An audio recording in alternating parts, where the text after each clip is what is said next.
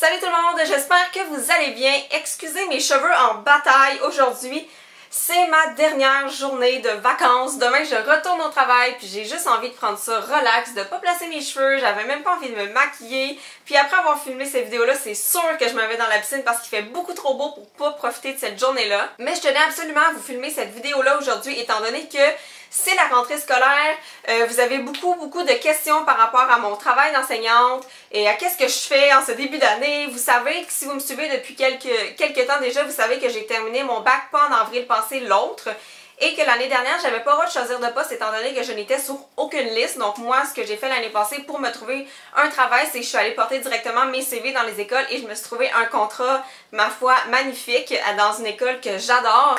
Mais cette année, étant donné que j'avais eu un premier contrat, j'étais sur une liste. Là, je vais juste vous dire tout de suite que ça fonctionne pas de la même manière dans toutes les commissions scolaires. Fait que si vous êtes enseignante ou étudiante au bac, là, fiez-vous pas nécessairement à qu'est-ce que je vais dire, là, c'est comment ça fonctionne pour ma commission scolaire. Donc j'étais sur une liste et je pouvais choisir un contrat, mais étant donné que j'étais au bas de la liste, il restait pas des contrats super intéressants. Disons, là, il y avait pas beaucoup de temps plein.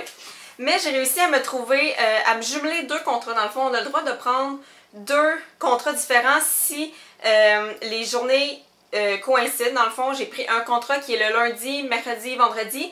Et le deuxième, c'est le mardi et le jeudi. Fait que dans le fond, je vais travailler pratiquement 5 jours semaine. Fait que ça me fait vraiment beaucoup de travail cette année. Puis je suis vraiment contente. Puis parmi ces deux contrats-là, j'ai réussi à reprendre mon école de l'année dernière. Puis je suis vraiment contente parce que je pense que je ne pouvais pas mieux tomber.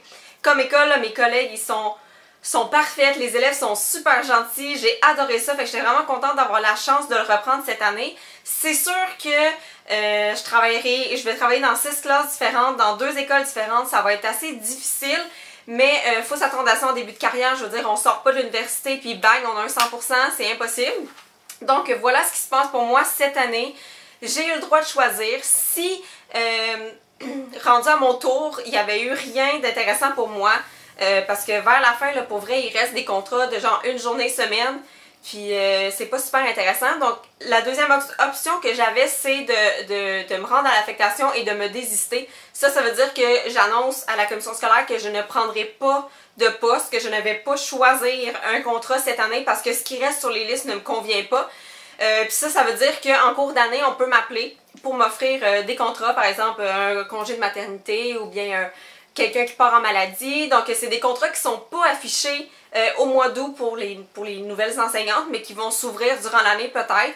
Et à ce moment-là, il aurait pu m'appeler, mais moi j'étais pas capable de vivre dans l'insécurité puis de me dire au mois de septembre je rentre pas dans une école. C'était comme impensable pour moi de pas faire la rentrée scolaire. Fait que je voulais pas me désister, je voulais absolument choisir quelque chose, puis heureusement que rendu à mon tour, ma combinaison de 2 contrats était encore disponible, fait que j'étais vraiment contente. Si jamais vous avez des questions sur le fonctionnement des listes, de l'affectation, ça prend combien de temps, avoir une classe, etc., vous pouvez me les laisser en commentaire. Je vais probablement ouvrir une FAQ d'enseignement, encore une fois, que je vais mettre dans ma série My Life as a Teacher au courant du mois de septembre ou d'octobre, selon les questions que je vais recevoir, parce que je sais que vous êtes super intéressés à ce que je fais, puis j'ai beaucoup de personnes qui étudient dans le même domaine que moi, fait que ça va me faire plaisir de partager mon expérience dans le fond. Ah oui, puis je voulais vous dire, étant donné que je commence juste demain, je sais pas encore les matières que je vais enseigner. L'année dernière, j'enseignais les sciences, l'art plastique, un petit peu de mathématiques.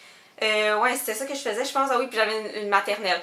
Donc là, je sais pas encore c'est quoi les matières que je vais enseigner, mais j'espère que je vais retomber sur art plastique puis sciences parce que j'avais vraiment aimé ça.